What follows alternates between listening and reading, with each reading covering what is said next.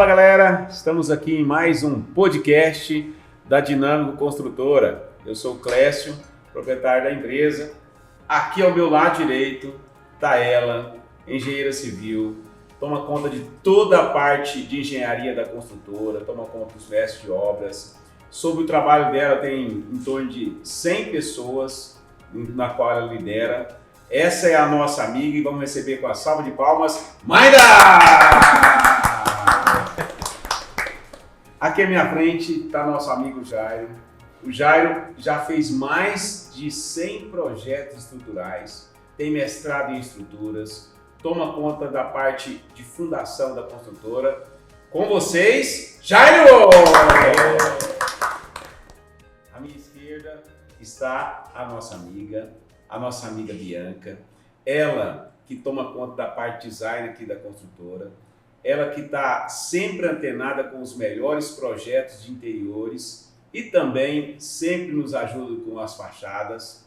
Ela tem mais de 30 projetos feitos aqui na construtora e para clientes terceirizados. Ao meu lado esquerdo está a Bianca! E hoje nós vamos falar de um tema, até no último podcast, o nosso correspondente bancário falou: Clécio, quando barato sai caro. Eu falei: oh, então você adivinhou o nome do outro podcast. Pensa no podcast é quando barato sai caro. Eu falei: alguém te contou que o novo podcast é o barato sai caro? Ele falou: não, saiu daqui da minha mente. Eu falei: pois é, a gente está pensando nesse podcast. Quando é que a gente pensa em economizar? Quando é que a pessoa, quando vai construir, acha que está economizando e ela tem um custo maior? Então a gente vai discutir sobre isso aí. E dentro das várias coisas, o que uma construtora pode fazer para minimizar esse custo aí? E eu queria começar falando sobre essa questão da construtora. Maida, será que se eu construir individualmente, se eu quiser construir, eu mesmo vou lá contratar o servente, contratar o pedreiro, eu mesmo vou administrar a obra, fazer compras, será que eu consigo fazer mais barato? Eu economizo o que a construtora vai pagar? Como é que funciona isso aí, na sua opinião? Olha, eu acho que tem dois viés. Você pode sim fazer, só que a primeira coisa que você vai ter, muita dor de cabeça.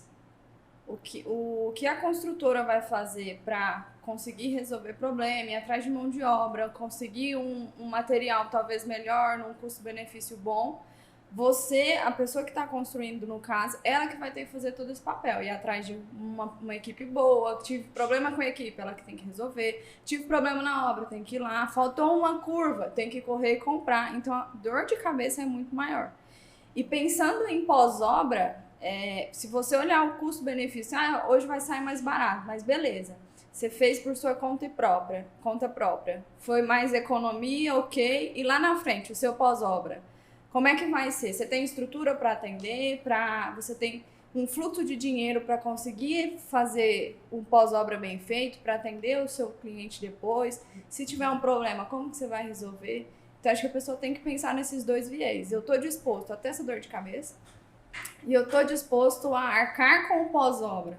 Porque uma vez que a gente contrata uma construtora, ela é responsabilizada, ela tem que fazer tudo. Ela tem que dar o pós-obra, ela tem que estar atrás das garantias. Ela pode conseguir uma economia maior por vias de CNPJ, comprar material em indústrias, consegue ter uma mão de obra qualificada e que vai dar menos problemas durante a obra, que evita uns custos maiores. Então, tudo isso é envolvido dentro do vou fazer sozinho, mas então tem que pensar, o que eu estou correndo de risco em fazer sozinho? Vale a pena eu fazer sozinho? Ou vale a pena eu pagar talvez um pouquinho mais caro e evitar todos esses riscos, todos esses custos futuros que eu vou ter? Muito bem.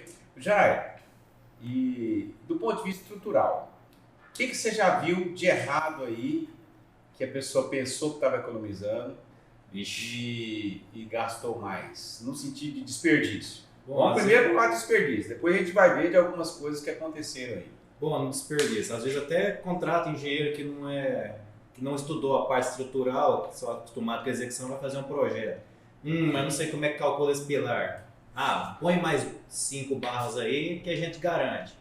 Não, aumenta a seção aí que isso aí não cai. A laje, vou pôr uma viga aqui em todos os cantos. Ou às vezes é muito comum a gente encontrar certos métodos. Não, cada encontro de parede a gente põe um pilar. Ou seja, sua casa de 300 metros quadrados fica com 50 pilares.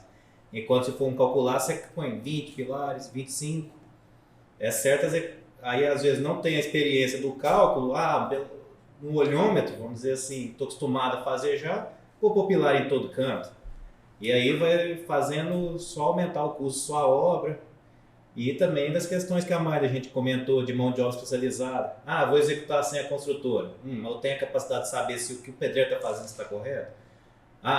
O ralo está ali, mas será que eu tenho condição de saber que ele fez o desnível para o ralo?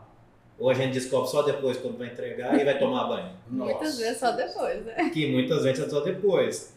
Ou seja, a gente tem toda uma equipe que às vezes essa dor de cabeça não vale a pena. E a dor de cabeça custa também. Ô Jairo, e assim, lá para fazer esse projeto estrutural, se eu jogar a forma no computador, já sai estrutural prontinho assim, não precisa do engenheiro, não precisa. O que o engenheiro faz? Isso também é outra coisa que muitos engenheiros... Porque muitos engenheiros hoje não querem ser engenheiro. Eles querem ser o cara que mexe com software. Direto alguém pergunta para mim, qual que é o melhor software de engenharia? É o TQS, é o Eberic, é fazer à mão. Eu falo, o melhor software é o que você sabe. Você tem que entender o software. O software é uma ferramenta para você. Não adianta eu só ter o programa, jogar o programa, vai fazer o que você mandar. Mas o que eu estou mandando está correto? O esforço que ele está fazendo lá é realmente o que acontece na obra? Que a gente vê, por exemplo, o Eberic, eles falam, superdimensiona demais. Não, é só lançamento que não é. Tanto que a última coisa que eu olho no final, eu olho a seção se um pilar compensa colocar nesse eixo ou no outro sentido. E que muitas vezes a maioria dos engenheiros não sabe qual que é a diferença de um sentido do pilar, onde que vem o momento, que é uma força, ou a força do pilar. Joguei aqui, o programa saiu, beleza. Ele não quer saber como funciona a estrutura, ele quer saber se vai passar no programa ou não. E esse é tanto que a gente vê muitos problemas hoje, tanto que ano passado eu fiz reforço aqui em Rio Verde em 7 casas. Pois é, a casa estava caindo. Deu trinca em algum lugar, teve que fazer reforço. Eu lembro que teve uma execução, o cara esqueceu de pôr um pilar. A gente fez o reforço estrutural. E tem até um vídeo que ficou rolando aí na internet muito tempo. Mordiarrimo tem muito problema também. Cadê o Vitinho? Põe um vídeo aí pra gente dar uma olhada aí. Fora vários outros problemas que a gente vê na internet fazendo, não é possível. Mas você vê, é possível. É possível. É possível. Na realidade, sim, é muito mais comum do que as pessoas pensam, né? A margem de segurança da construção, ela é boa, né? Então ela consegue sobreviver a algumas coisas bem ruins que as pessoas fazem, né? Igual, por exemplo, tijolo. A gente não considera o tijolo como uma estrutura. Ela é só vedação. Só que o tijolo você vê, se você pisar em cima do tijolo, não vai quebrar de primeiro. Ele tem uma certa resistênciazinha. Só que aí, com o tempo, sua casa vai gerar trinca. Todo mundo aqui pode conhecer, sabe de algum caso que teve uma casa feita por construtor sem engenheiro que deu problema. Todo mundo conhece alguém aqui em Rio Verde que a casa deu problema. Às vezes a pessoa pensa, não caiu. Não, mas tem uma trinca lá, tem fora os erros construtivos de água. Você vai tomar um banho, a água não escorre pro ralo. Você vê esse tipo de coisa todo dia aqui em Rio Verde. Aí a pessoa pensa que é normal. Mas minha casa tem 3 anos, tem essa trinca, é normal. Gente, não é normal. Tem aquelas trinquinhas de reboco, colo do sol, mas coisa estrutural assim não é normal. Tem que estar muito atento ao tipo da fissura, né? É. Uma fissura de reboco é muito diferente de uma fissura estrutural. Depende do tamanho. Vitinho, conseguiu aí não? Tá dando a gente vai mostrar aí uma coisa que isso aconteceu. também, às vezes a gente pensa, é lógico, né? Eu não vou contratar uma pessoa para me ter dor de cabeça depois. Mas você pensa, as pessoas fazem isso. É uma questão de lógica. Você vai sair para jantar com sua família. Você vai procurar o lugar mais barato e que você sabe que pode dar uma infecção alimentar alguma coisa? Não vai. Você não vai parar em qualquer lugar na esquina e vai comer qualquer coisa. É o mesmo que funciona com a construção. Você não pode parar em qualquer lugar, qualquer mestre de obra, qualquer equipe e mandar fazer. Além do mais, que você tem que estar pensando que é sua casa, que aquilo ali é a longo prazo. Você vai morar ali muito tempo. É uma questão futura, é segurança para a família. Então é meio que lógico, mas ao mesmo tempo você pensa, não, as pessoas não param para pensar dessa forma, né? Casa não é uma coisa que a gente faz já pensando em ter uma reforma ou obra dentro de casa daqui 1 ano, 2 anos. Então, tem que estar bem atento a esses detalhes. Ô, Bianca, e do ponto de vista do designer ali, o que você acha que as pessoas de repente gastam muito dinheiro sem necessidade ou que deixam, por exemplo, de investir no ambiente interno que não valoriza o ambiente, na sua experiência aí? O que você viu assim, de repente, rapaz, gastou dinheiro demais aqui e não... Gastou dinheiro e não está parecendo que ficou bonito, não está parecendo que está harmonioso, ou de repente a pessoa teve um bom custo ali e ficou muito mais harmonioso. O que você já viu? Às vezes, alguns porcelanatos e principalmente torneiras. Tem torneiras que você acha muito semelhantes uma à outra e com preços muito diferentes. É lógico que a gente tem que olhar a marca, só que também tem muitas marcas boas, com custo-benefício muito melhor e que vai te entregar a mesma qualidade. Então a gente tem que olhar isso, a qualidade e o valor, quando a gente pensa em custo-benefício, né? E alguns porcelanatos também que às vezes é a mesma tonalidade, porque tem uma marca diferente ou é mais reconhecida, o preço é muito mais agregado. E às vezes, se você dá uma pesquisada, inclusive a gente conhece, né? Entrega a mesma qualidade e com preço pela metade do valor.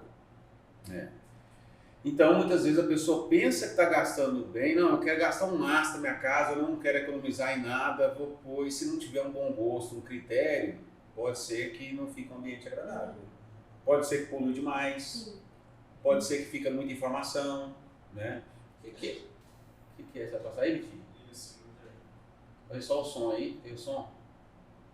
Acho que eu não sou o som. Olha lá. Eu sou só esse número aí. Ó, esse. Direito da sua terra. Tá olhando? De repente, isso não é capinha já tá aqui, ó. É de realmente se temos imagens. O Jair. Nossa, chega a dar Volta uma dor no lá, coração. Vitinho, volta lá. Jair, o que aconteceu nesse muro aí? Esse aí chegou um caso que chegou a ruptura. Passou da trinca, a trinca e chegou a ruptura. Assim, a gente não tem o laudo, mas vendo, aparentemente, esse muro não foi calculado. Não, primeiro não foi, tenho certeza. Mas o pessoal... Não foi seguido. Se foi, o cara errou muito. Não seguiu, né? Não seguiu. Vamos ver. Ó, de novo. Ó, olhando aí, primeiro, na hora que cai, você não vê uma ferragem exposta. Olha lá. Não tem nenhum ferragem mesmo, Jair. Você não vê ferragem. Aparentemente, eles construíram como se fosse um muro normal. Os pilares ficou lá, o inteiro. É. Provavelmente o tijolo tava só encostado no pilar, né? Esse Porque não tá amarrado. O pilar tá amarrado. ficou e o tijolo saiu. Porque a gente tem um cálculo de muro de arrimo que a gente utiliza pilar e viga. E aí, entre isso aí, faz um fechamento com blocos, com concreto e a ferragem. Aqui você vê, não tem uma ferragem. Provavelmente ele fez só um muro de vedação, que é o que a gente faz quando não tem nenhuma terra, não fez permeabilização. Você vê, não tem sinal de nada, não tem uma ferragem. Aí essa casa está em risco também, né, Jair? Está em risco, ó, a fundação ali, para ela escorrer ali, tem um tombamento aqui. Ô Jair, isso, e você e a Mayra está mais no campo aí, nessa parte estrutural, isso acontece geralmente em bairros mais simples, né? Em condomínios isso não acontece, não. Isso não tá longe da nossa realidade, não. É isso. Gente. Nós passamos por 2 situações dessas dentro Em menos de um ano. condomínio. E tudo de dezembro pra cá, né? Em menos de um ano a gente teve 2 problemas com o muro de arrimo de vizinho. Que assim, a gente chegou a escorar Eu acho o que arrimo. tem foto da gente com o muro do vizinho escorado. A gente teve que escorar porque o muro do vizinho podia cair na nossa obra. E o que nós tivemos que fazer? Reforçar o muro de arrimo do vizinho, que nem era obrigação nossa, mas reforçar. Aí, mas, o que a gente teve que fazer o nosso muro e ainda pensar, e se esse muro desse vizinho ceder? A gente ainda teve que usar essa, imagina para o engenheiro calcular, tá, eu tenho que pensar que se o muro do vizinho cair em cima do meu, que é o que estava acontecendo na nossa obra. A gente reforçou o muro do vizinho, sem contar que ele ainda tinha invadido, acho que aproximadamente 15 centímetros. Aí a gente, esses dias a gente teve... Mas deve ser num bairro bem simples, não? Super simples, um condomínio. Num dos Condomínio fechado. condomínio né? fechado, que é obrigatório a entrega de projeto de muro de arrimo. Olha isso. Outra aí, Vitinho. Isso aí é a situação que a gente falou. Ah. Tanto que esse muro não foi permeabilizado nem nada, que dá pra ver, volta só um pouquinho, o desenho dos blocos, infiltração total. Atrás desse muro tem uma piscina, então o medo da gente é quando eles enchessem a piscina, porque ela estava vazia, a força da água derrubar esse muro em cima da nossa construção. E tem uma foto dele que quando a gente abriu para fazer o nosso muro, nós nos deparamos com as estacas deles expostas. E isso aí estava invadindo aproximadamente 15 centímetros do nosso lote. Ou seja, a gente ainda perdeu a área do nosso lote por causa do vizinho. Então, assim, se por exemplo, quisesse entrar com um processo para eles derrubarem isso aí, podia ter entrado. Hoje nós temos uma defesa em relação a esse caso específico, junto ao CREA e com o proprietário do lote e o nosso cliente, que se futuramente acontecer alguma coisa, nós estamos protegidos e ele tem que arcar com todos os custos. O nosso cliente em específico não quis dar andamento num processo, alguma coisa nesse sentido. Ele só ficou resguardado mesmo junto ao conselho e fotos, vídeos, tudo que a gente tem, alguns laudos, notificações que a gente mandou para quem construiu a casa do fundo, no caso. Mas é caso sim de pedir para refazer e entrar com processo sim. Então, de repente, essa pessoa, esse vizinho, contratou uma construtora, se ele mesmo pensou em fazer, ele vai ter um prejuízo. Essa casa de cima, se está com essa estrutura, deve ter rachadura, rápido vai ter rachadura. Se o nosso cliente quisesse entrar com o processo, ele precisava refazer tudo isso aí. Então ele pensou que estava economizando, e aí o barato saiu muito caro. E você está fazendo, você refazer algum problema, alguma coisa estrutural, é muito mais caro. Eu falo que é de 5 a 10 vezes mais caro que se tivesse feito no começo. Dá pra passar as outras? Todo reforço estrutural é muito mais caro que ter feito certo. A camada de reboco que eles fizeram, pouco grossa. Sem contar as brocas, que seria assim, falta as de brocas nas vibrar. vigas são enormes, que dá pra ver. Tem uma outra que dá pra ver que aqui mesmo já mostra. O pilar tá aqui e a baldrame tá lá. Ele tá escorado no pilar cerca de 2 centímetros, na beiradinha das estacas ali. A baldrame tá encostada. Então, meio que quase não serviu de nada. Quando a gente foi fazer a execução do nosso, a gente escorou esse muro que a gente tava com medo de realmente cair. Você via, ele fez uma barriga, vamos dizer. Ele deformou já, ele tava deformado. Tem um ângulo que a gente conseguia ver a olho nu que você via que não tava nivelado. O muro chegou a fazer já uma barriguinha. Ô Jair, e aí me ajuda a esclarecer aqui pro nosso público.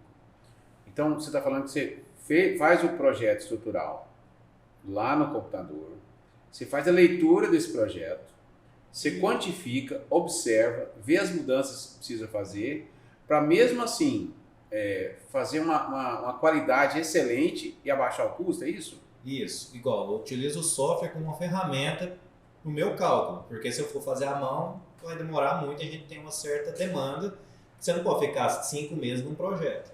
A gente usa o software como uma ferramenta para programar, mas eu sei o sentido das forças, igual nesse caso, a gente tem o que seria um muro de arrimo.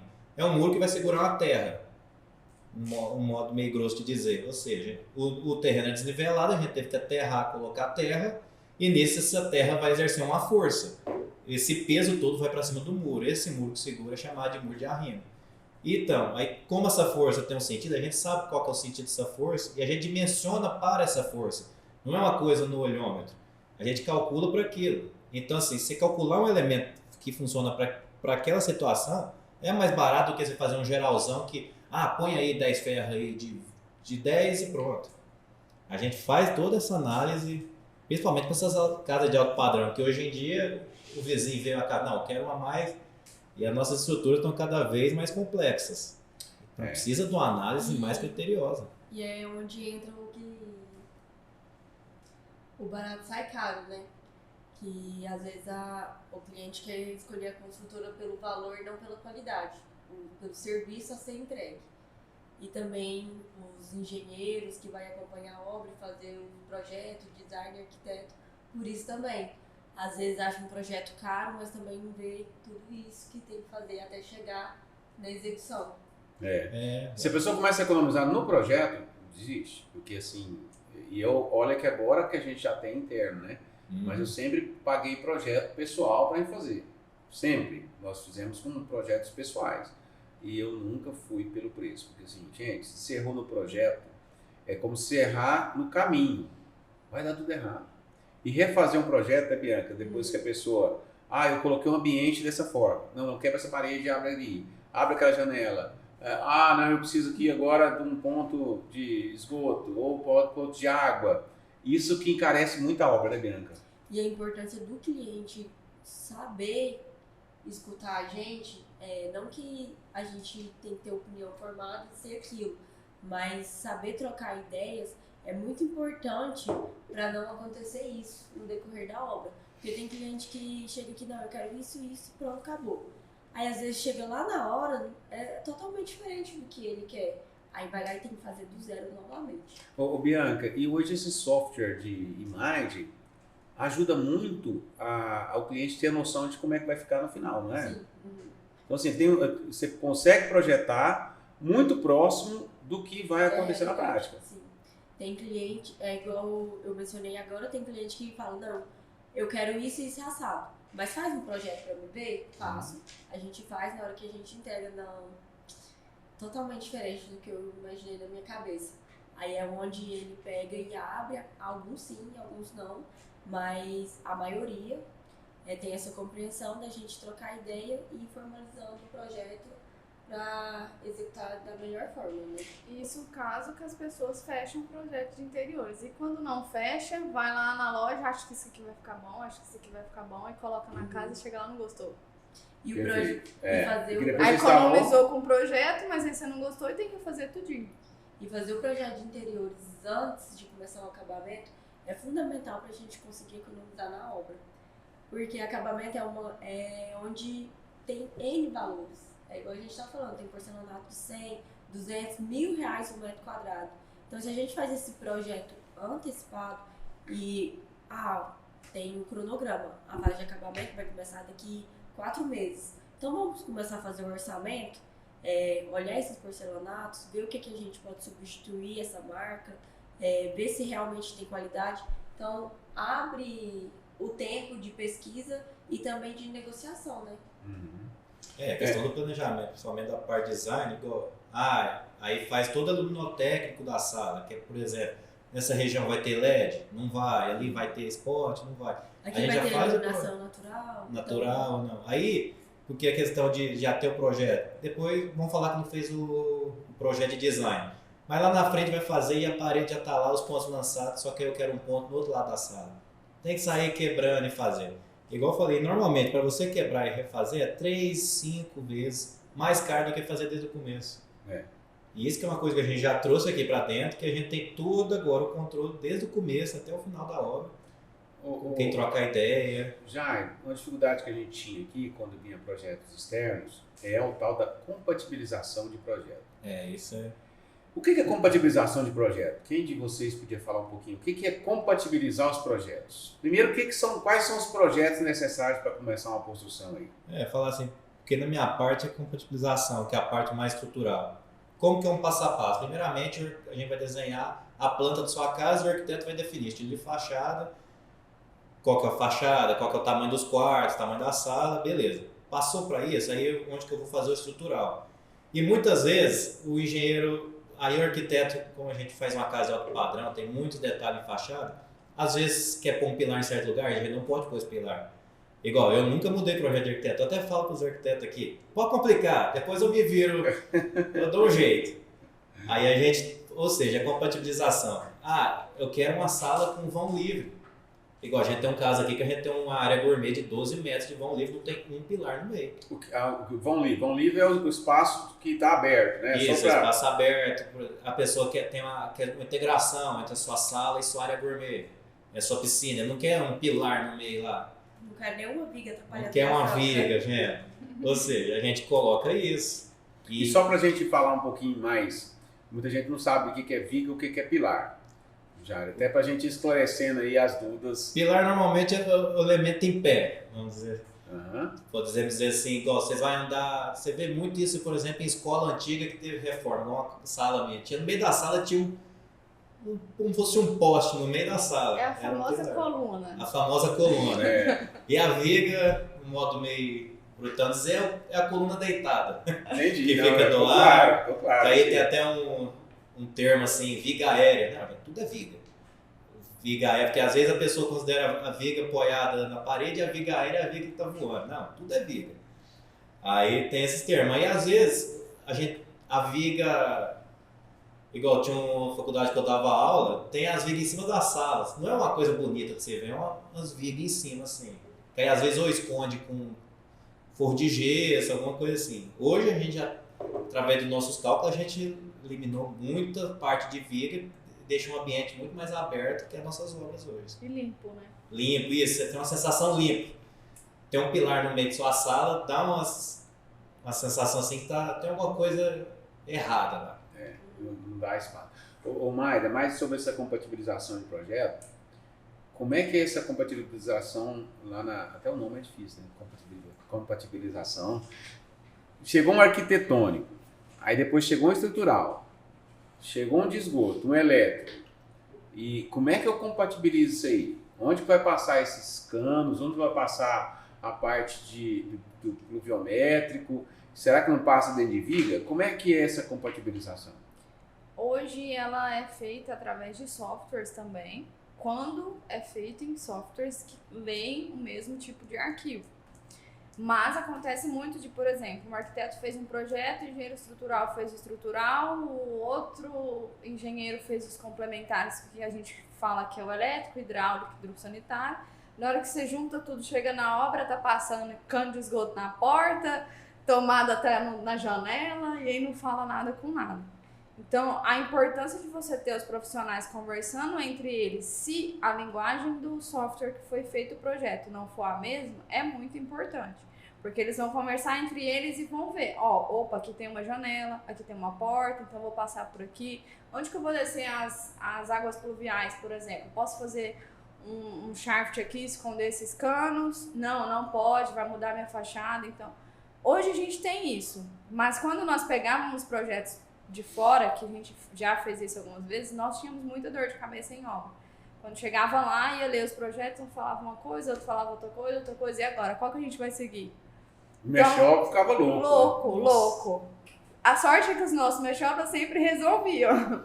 Mas o interessante é que venha já compatibilizado desde a concepção do projeto mesmo. Na hora de executar, o projeto já está prontinho.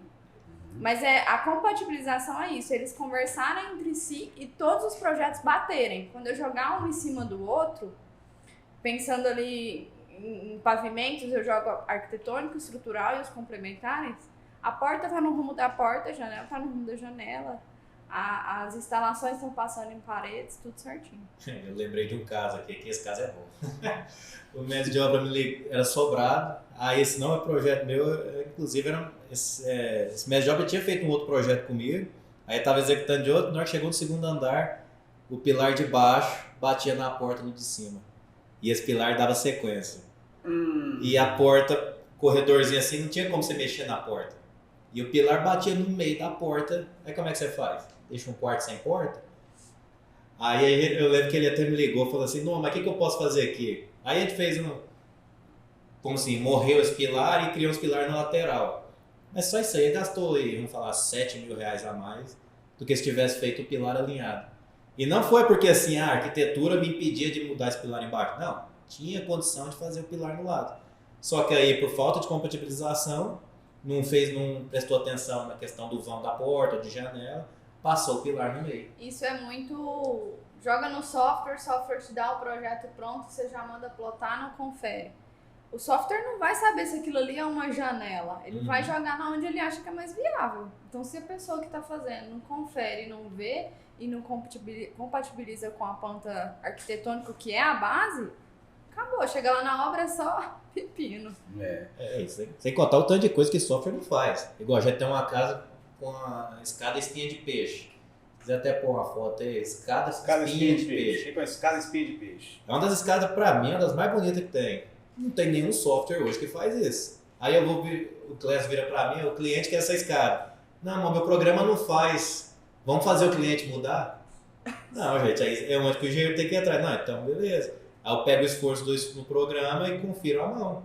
O engenheiro tem que saber também fazer essa nuance. Não é porque o software não faz que não existe. Não, a gente tem as nossas normas que nos resguardam, é seguir a norma e fazer os cálculos. E a maioria das pessoas quer fugir do cálculo. É facilidade. Porque a pessoa muitas vezes faz pelo volume de projetos, né? Ele não pensa no projeto, no cliente mesmo. Escada, espinha de peixe. Isso, ela parece como se fosse, essa viga central é como se fosse a coluna do peixe, os degraus, ele ficam em balanço. Essa aí é a famosa escada, espinha de peixe. Só que como a gente tem um ótimo engenheiro estrutural, a gente faz sem essa sustentação aí, né? Faz, né? Tem essa da espinha de peixe, que é porque é a viga, e tem também a palito, que a gente chama de escada palito. Pois é, mas a Bianca tá falando que a escada espinha de peixe... Não, é porque, mais nesse modelo é porque a escada espinha de peixe tem esse desenho mesmo, só que sem isso é a escada flutuante. Um palito, né? Põe aí, escada flutuante pra nós. Hein? Que é outro estilo também de cálculo que a gente também faz. Inclusive tem um projeto que a gente está para começar logo mais, terá essa escada. Mas a escada flutuante é mais bonita que espinha de peixe. Eu também acho. Não é? Acho. Esse negócio do meio ficou bom, não. Eu já gosto. Bianca, deixa eu te falar um negócio. Mas a flutuante, a pessoa você olha assim e fala, gente, como é que isso aí tá em pé? Bianca, e aí você fez lá o projeto de interiores. Sim. Você já teve algum problema com mão de obra para executar aquele projeto que você fez? Sim. Ixi. E aí, o cara foi lá e contratou um pessoal assentador de piso lá. E que é geralmente os problemas de assentamento? Não seguir a paginação. Às vezes a gente faz o 3D, né? E aí eu falo assim, 3D é para o cliente. Detalhamento é para a pessoa que vai executar. Que aí a gente coloca legenda, explica, tem as medidas. Então vai tudo certinho para a pessoa ir fazer a execução. Então eu tenho que fazer um detalhamento com o máximo de informação possível para ele chegar lá e não precisar ficar perdendo tempo dele me ligando e perguntando coisas que ele pode... É só colocar lá mesmo que ele vai saber. Só que muitas das vezes tem alguns que não sabem ler projeto. Ou às vezes tem até preguiça de ler. É mais fácil ela me falar aqui. Às vezes mesmo falando, a pessoa é só passar o olho que ela vai saber o sentido. Já aconteceu de colocar um revestimento na vertical, na horizontal, e aí a pessoa, por conta própria, vou fazer do meu jeito aqui. E era um revestimento muito caro, era desses de R$1.000 no metro quadrado. Cheguei lá na obra, mas por que tá assim? Ontem você me ligou e tal. Não, eu achei que era pra fazer assim. Então acontece muito isso. Inclusive teve uma obra, não uma das nossas, mas entreguei o projeto luminotécnico e tinha um pendente em cima da bancada do banheiro. E tinha uma sanca passando assim, de ponta a ponta no banheiro.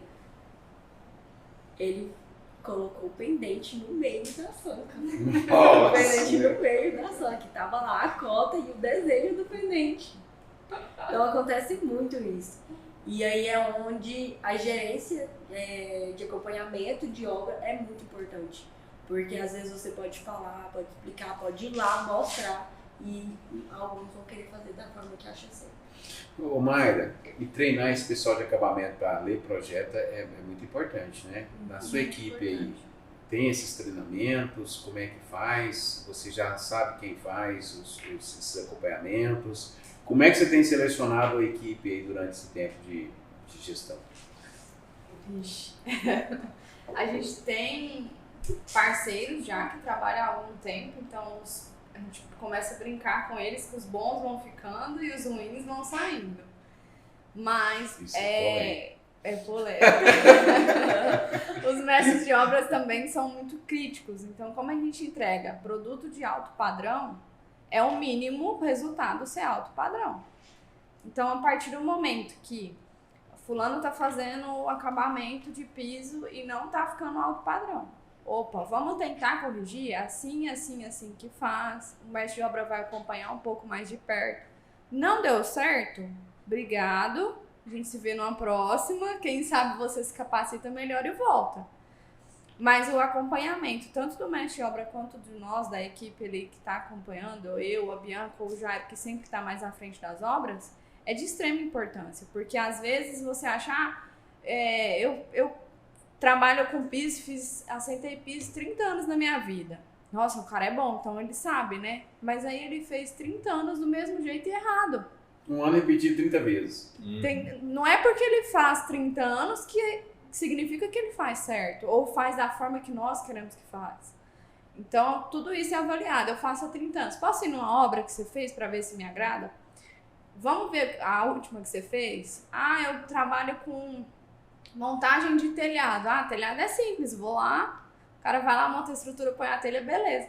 Vamos numa obra que você fez? A queda ficou legal? Será que montou as telhas correto?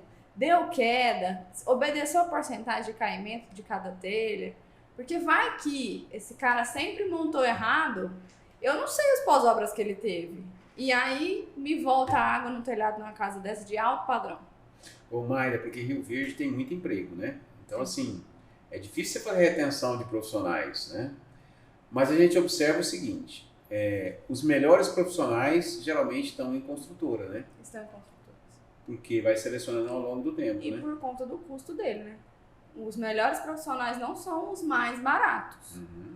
E aí você já vê, se os melhores não são os mais baratos, se eu pagar um cara muito barato, não significa que ele é o melhor, né? Porque se o cara for bom, ele vai estar empregado, né?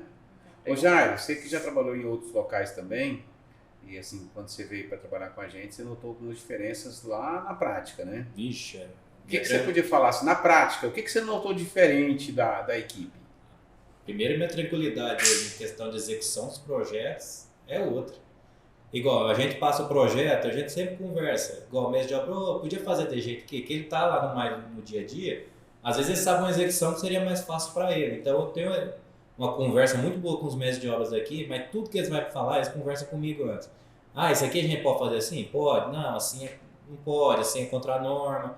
Aí eles, beleza. Só que direto eles dão uma sugestão de, e se eu executar assim? Não, beleza, não tem problema.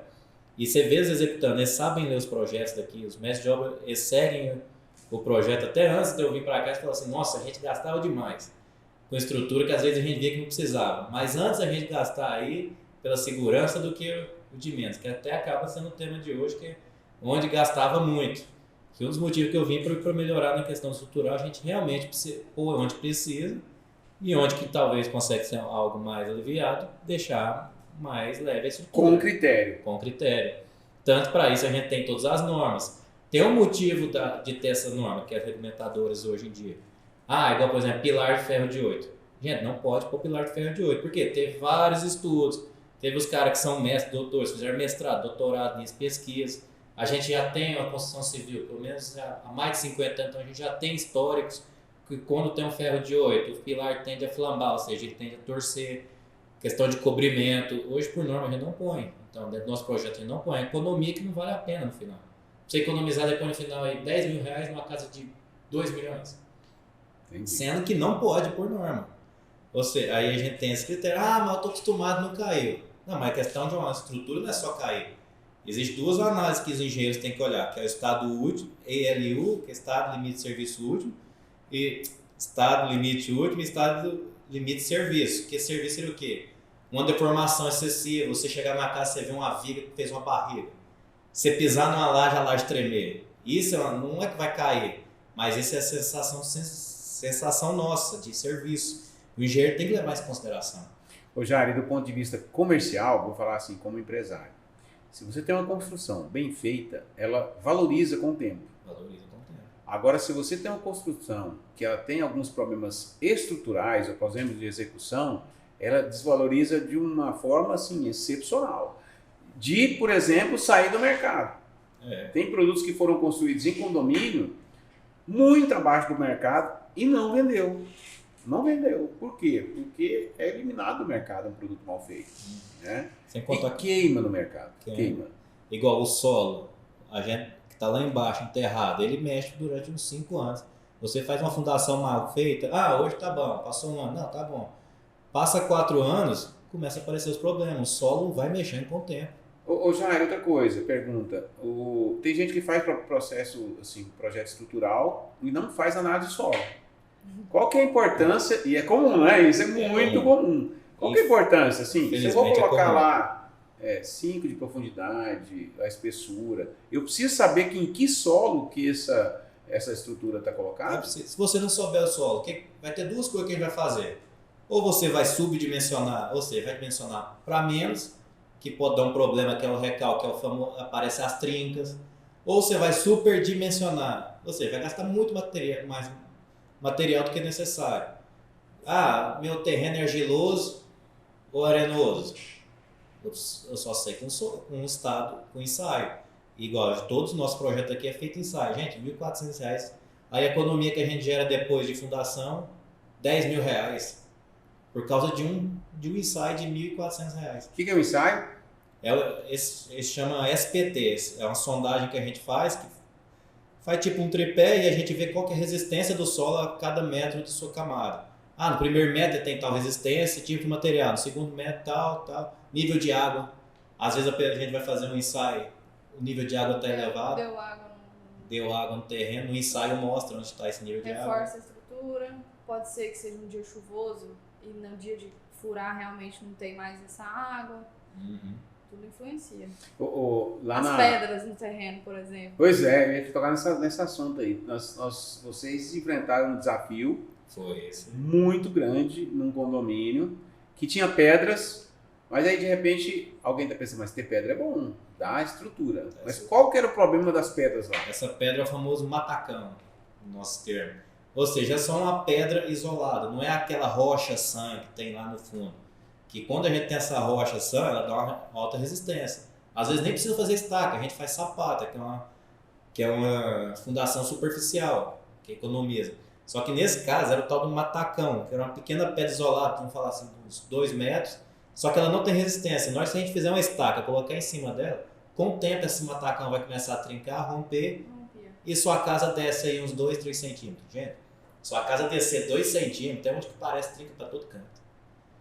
Aí, imagina. E lá, ela tinha 4 metros de altura, a pedra, pensando no início ao fim dela aqui, e era no lote inteiro.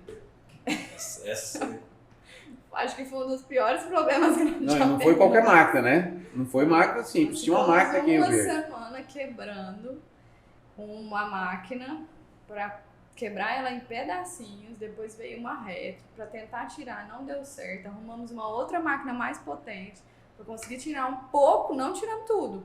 Nós livramos aonde ia as fundações mesmo ali, principalmente no muro de arrimo. Isso, que a gente lá tinha um muro de arrimo de aproximadamente acho que mais de 3 metros aquele muro, né? Acho que era uns 3,5. É por isso também que a gente teve que cavar, quem precisava fazer a base do muro, só que a pedra atrapalhava. E depois, aí pensa assim, mas embaixo da pedra era um solo bom. A gente fez um ensaio, era um solo muito ruim. Pensa o desafio que vocês tiveram. Deu tudo certo, no final deu tudo certo, né? Porque calculou e tudo, né? Outra também que teve um solo muito ruim, foi uma reforma que a gente fez, que inclusive foi um projeto que eu acabei vindo para a Dinâmica. O cliente me contratou por fora e eu fui fazer esse projeto, que era para arrancar só 4 pilares da casa que eles queriam ampliação da sua área gourmet. Aí eu olhei e falei, vamos arrancar, a gente faz esse reforço aí. Aí a gente fez, na hora que fez o ensaio do solo, o solo dele era muito ruim.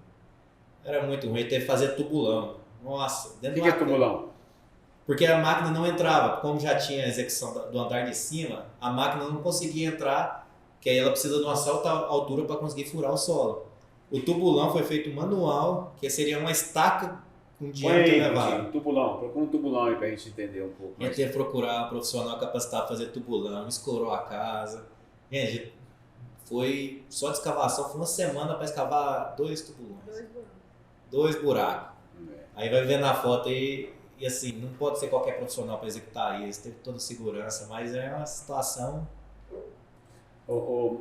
Bianca, daqui a pouco, o que você achar, você fala aí, Vitinho. Bianca, e aí assim, uma das coisas também que encarece muito a obra, a pessoa pensa que está economizando, é tempo de obra. Como é que está a experiência aí, essas obras acabando com o tal do cronograma de obra? O que tem ajudado vocês aí? O que tem colocado como desafio? Como é que tem sido aí para você que trabalha no acabamento? Porque acabamento, é lógico, a obra tem toda uma estrutura desde o começo da obra. Mas acabamento é muita gente trabalhando dependendo um do outro, né? Como é que tem sido isso aí, o trabalho de vocês aí com esse cronograma no final da obra? Principalmente terceiros e fornecedores. Porque quando a gente tem um cronograma, a gente não controla só a gente e nossa equipe. A gente depende de pessoas que não são dependentes da gente. Então isso dificulta muito a gente. Questão da gente comprar o material, a gente faz compra antecipada, a gente sempre fez. Só que eu não sei o que acontece, que eles conseguem atrasar a nossa mercadoria. E às vezes, porque a gente compra muito antecipado, tem algumas lojas que eles vão precisar daqui 2 semanas, vão emprestar isso daqui, e aí eu espero desse cliente chegar e eu entregar. Já teve caso da gente entrar, assim, não foi uma discussão, a gente conversou e tudo certo, mas de nunca mais fazer isso. Porque a gente precisou, aí ela achou que a gente ia precisar daqui 1 mês, porque a gente antecipou a obra, e aí foi pegar uma mercadoria, não, eu emprestei para outro cliente, vai chegar daqui 30 dias. Não posso esperar 30 dias, eu tenho que entregar a obra semana que vem. Então, essa questão de fornecedores, às vezes atrapalha um pouco, mas como a gente já criou uma amizade com alguns, amizade assim, parceria, eles entendem nosso cronograma, então eles não fazem isso mais. Questão de terceiro, tem pessoas novas, né, que não entendem um pouco do nosso cronograma, e também tem questão de alguns imprevistos, então isso acaba que enrola um pouquinho, mas a gente está conseguindo colocar nos eixos e cumprir o cronograma. Muito bem. E isso diminui muito o custo, porque diminui muito o tempo de obra, e também a gente consegue ver alguns detalhes de acabamento que a gente pode fazer antes de entregar para o cliente. Porque às vezes passou do tempo de entrega de obra e a gente começa a atropelar, e aí vem limpeza e vem muitas pessoas trabalhando dentro da obra, então acaba que a gente passa despercebido. Então quando a gente está com tempo, a gente tem um olhar mais crítico para ver isso. Então a gente consegue diminuir o nosso pós-obra com isso. É porque obra, já era aí o tubulão aí, né? Esse aqui é um exemplo. Só que nesse exemplo, na primeira figura aí, está sendo com a máquina. A gente foi no manual, porque a máquina não entrava lá. Primeira figura aqui, né? A do lado aqui é onde que faz o furo. Ou o manual. No nosso caso foi manual. a gente fez no manual. Porque lá esse sobrado já existe. Eu queria ampliar a parte de baixo. Aí como é que é? Você vai arrancar a parte de cima, fazer de baixo? Não tem como. A gente ia fazer uma equipe contratada, eu e a Maida, eu lembro que a gente passava o dia para conferir a execução desse pessoal, que é uma execução complicada, mas deu tudo certo. O coração na mão. Mas tanto que, inclusive, a única vez que eu fiz tubulão foi nesse projeto. Eu não precisei fazer tubulão. Porque é um risco. O funcionário, ele tá lá embaixo, cavando, sei lá quantos metros de fundura. Você pensa, aí entra aquilo, você contrata uma empresa que não vai responsabilizar se acontecer alguma coisa com esse funcionário lá dentro. E aí? O dono da obra, ele tem que responder. Ô Maida, tocando nesse assunto de pessoas aí, então, de repente a pessoa vai lá e quer fazer a sua própria construtora e não entende das leis trabalhistas, não entende de material de EPI, de segurança, né? E aí, de repente, alguém pode machucar e ter um prejuízo muito grande para a pessoa. E assim, dono da obra. Porque ele não vai levar o cara que contratou ele para estar lá. Ele vai levar o dono da obra no lado dele. Isso é muito interessante. Geralmente, você contratou o mestre de obra. Aí você acha que, de repente, se alguém machucar, é culpa do mestre de obra. Não é. Geralmente, todos os processos vão para cima do dono da construção. Não é isso, Maida? Dono da construção. O mesmo ocorre com a gente. No nosso caso, a gente tem o mestre de obra e tem os funcionários. Mas se o funcionário for na lei, ele não vai no mestre de obra, ele vai na construtora. E a gente criou, durante um tempo aí, artifícios, né, e processos para minimizar o risco da construção. Né? Nós construímos há 16 anos. A gente tem muito pouco problema nas obras de machucar. Mas, Maida, e o que você tem feito aí para evitar isso aí? Como é que tem sido a utilização de EPI? Porque o negócio é complicado de ficar usando. O camarada usar luva, capacete, né? O pessoal tem obedecido para usar? No começo eles foram muito resistentes. Só que a forma com que nós colocamos para ele usar, além de mostrar a importância, que é uma segurança a mais para eles, que é risco à vida e tudo mais, a gente bonifica no final do mês. Então, se o cara não usou EPI, se ele não tava com a botina adequada, não tava com capacete, chegamos na obra, ele tava sem uniforme, tudo isso, vai ganhando uns pontinhos negativos. No final do mês, ele ganha ou não aquela bonificação. Isso é um incentivo para eles usar o EPI, mas acaba que eles já começam a ficar no automático. Já chega, já pega os seus equipamentos ali de proteção, já vai pôr. Às vezes está chegando no fim da sua vida útil, que no caso de botinas ou uniforme, automaticamente ele já entra em contato com a gente. Preciso do botina, preciso daquilo, para eles não A ficarem minha tá sem com o dedão medo. de fora, né? Um negócio assim, né? Exatamente. E esse negócio de cronograma, voltando no assunto do cronograma, é muito importante, porque você contrata uma pessoa, sem ser uma construtora, uma pessoa para tocar sua obra.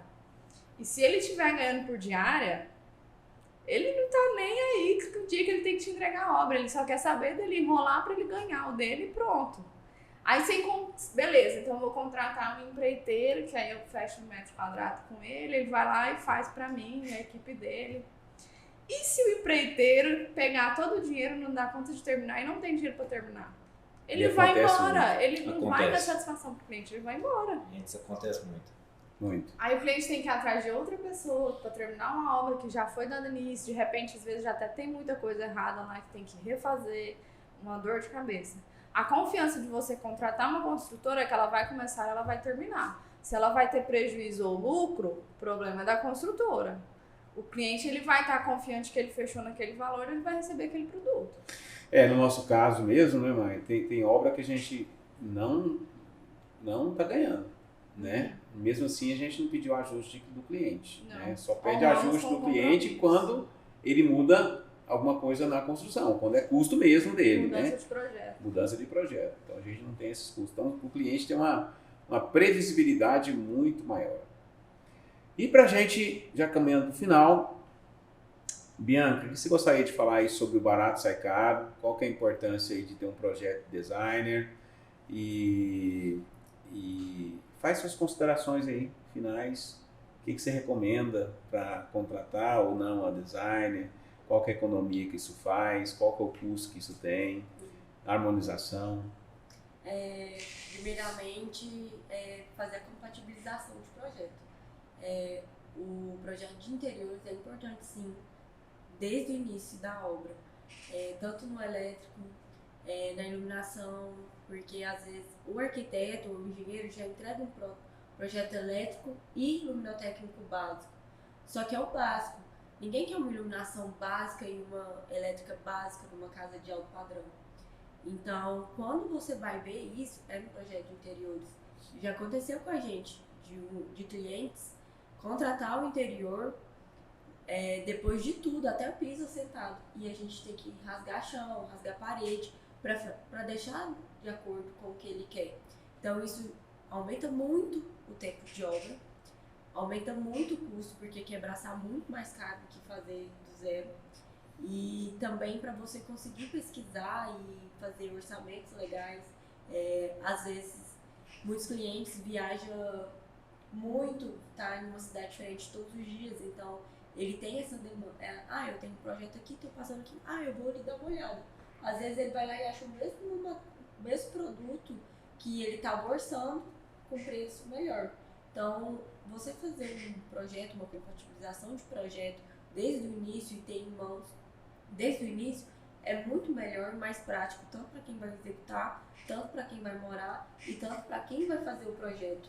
Porque é muito ruim fazer projeto também precisando daqui 30 dias.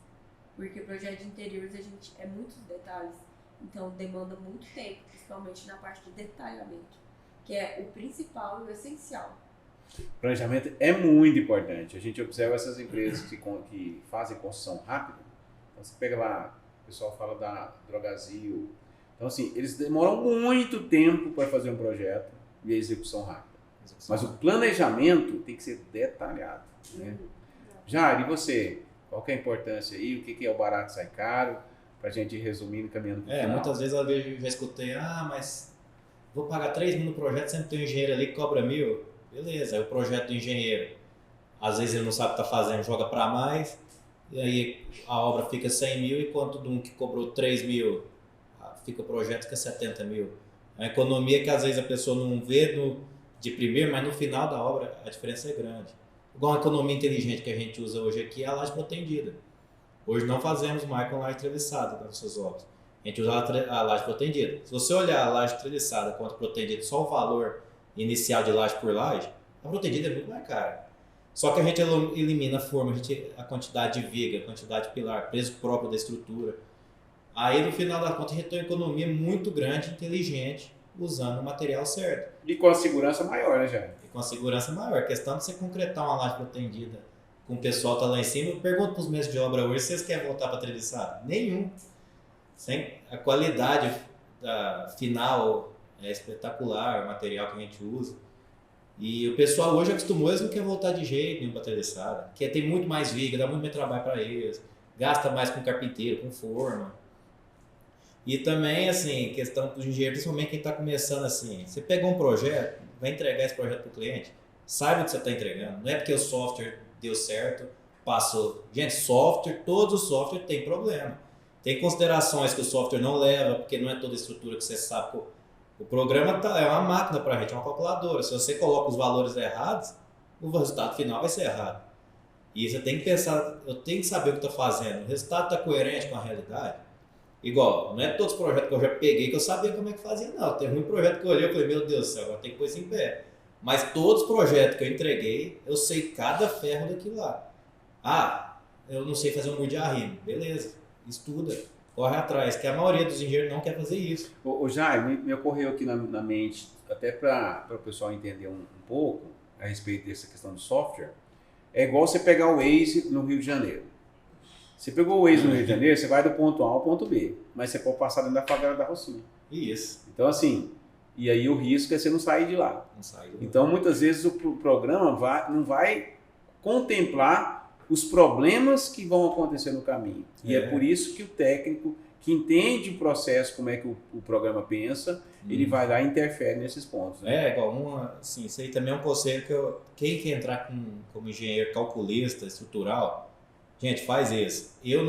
Quando eu fiz a especialização antes do mestrado, que eu uso o Eberic hoje? Eu peguei o Eberic, eu fazia à mão e depois usava o programa para ver se batia. Para entender o método de cálculo do programa. Porque o Eberic é uma coisa, o TQS é outra. No final, mas cada um tem sua metodologia. Entende o programa. Porque você vai saber se a consideração que está feita é certa ou errada. Usando um termo mais técnico, assim, por exemplo, pé direito duplo. Os programas não consideram esse pé direito duplo, que é onde o pilar tende a fazer uma deformação. Aí passa, isso aqui é um erro já que diminui a resistência. Os programas passam, só que na verdade, se você fazer o cálculo à mão, não passa. Você tem que fazer umas análises a mais que você faz fora do programa. Fora as escadas que a gente que comentamos aqui, que o programa não faz. Muro de arrimo também, é cálculo à mão. Igual a gente tem um muro de arrimo aqui que foram 4 metros de aterro. Você olhava vocês e falava, não é possível que isso aqui vai colocar isso tudo de terra.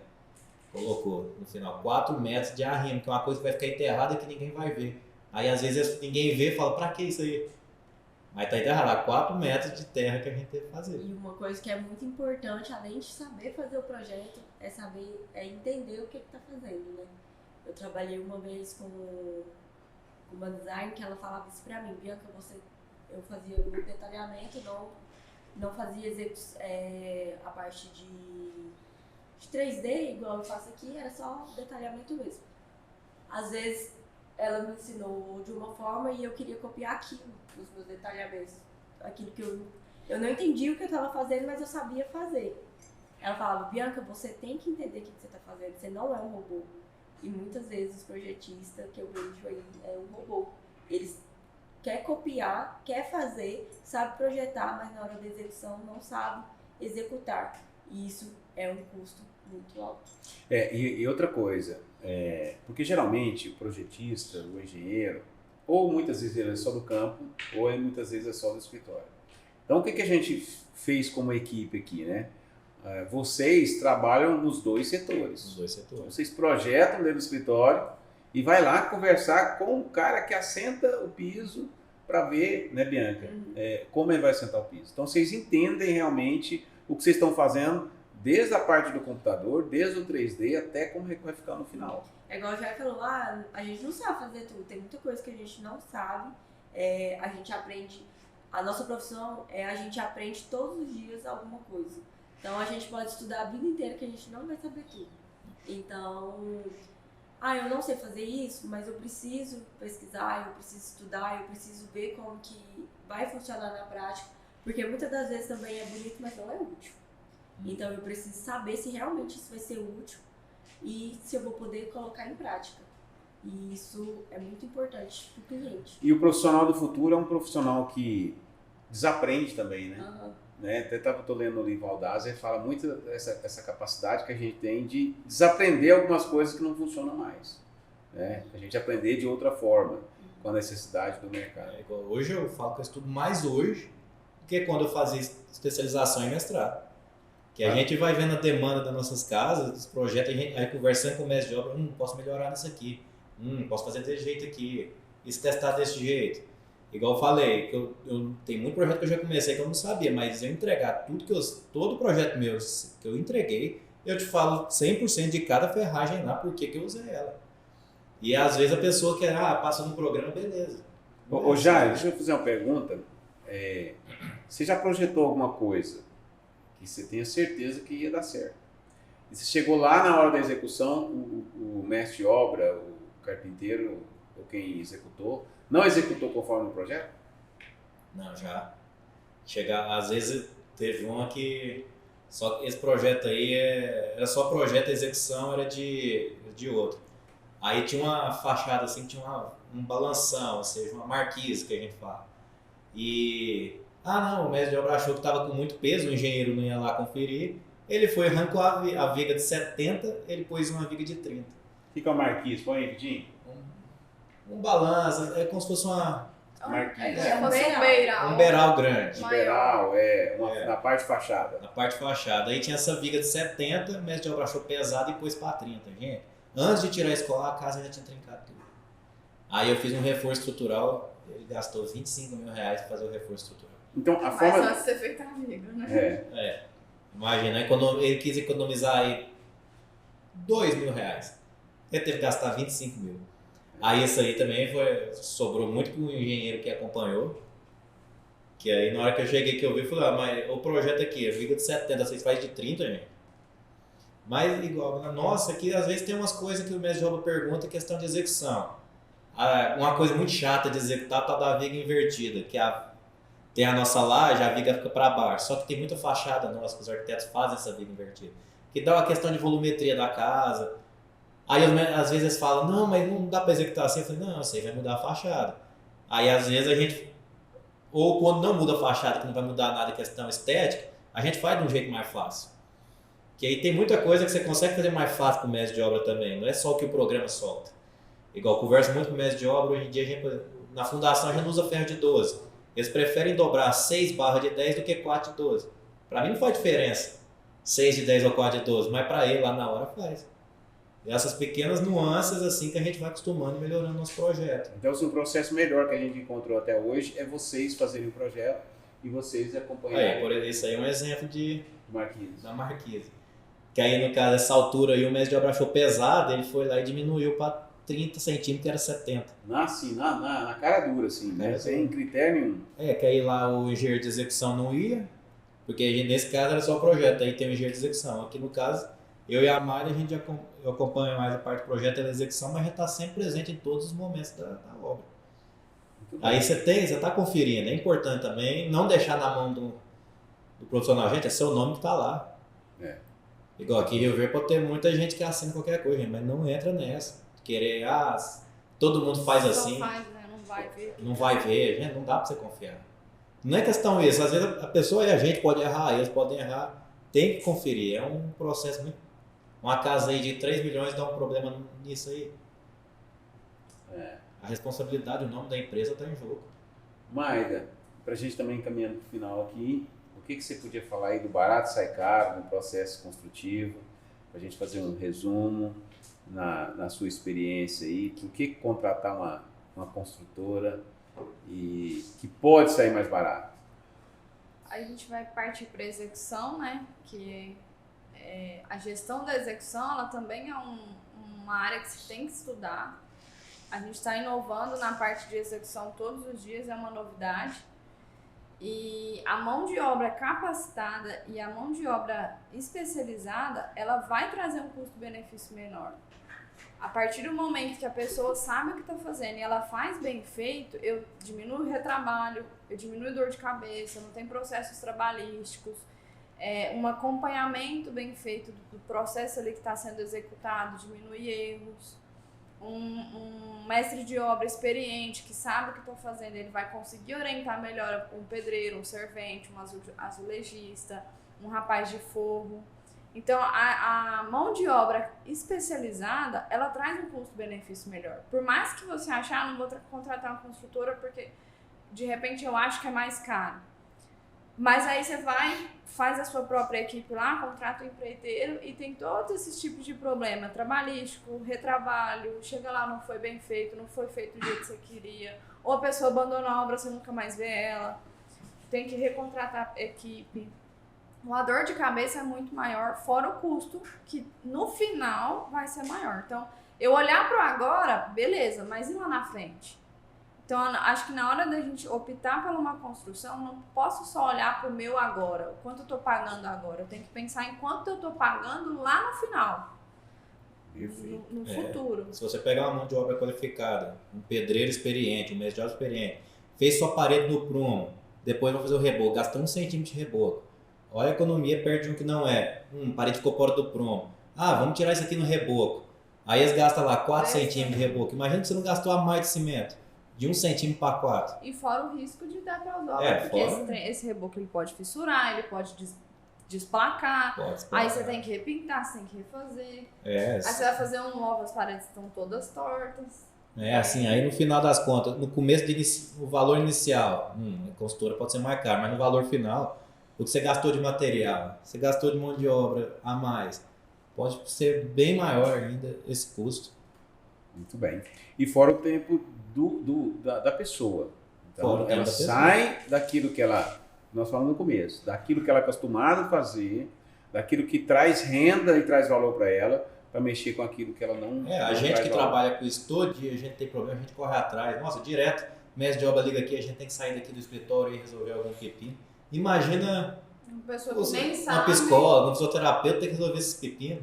Não, e sem contar que é muito desgastante. A gente que gosta, que a gente faz porque gosta, tem coisas que é desgastante, imagina pra quem não gosta.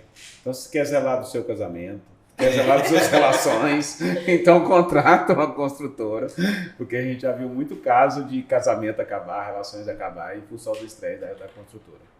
Muito bem.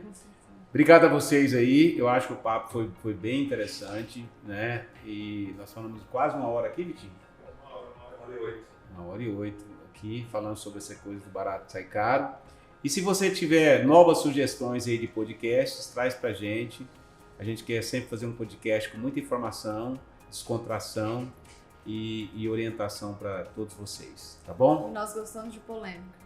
E nós gostamos de polêmica, amamos a polêmica. Siga-nos nas redes sociais. Siga-nos nas redes sociais, @dinamiconstrutora.com.br. É isso, Virginia? @dinamiconstrutora.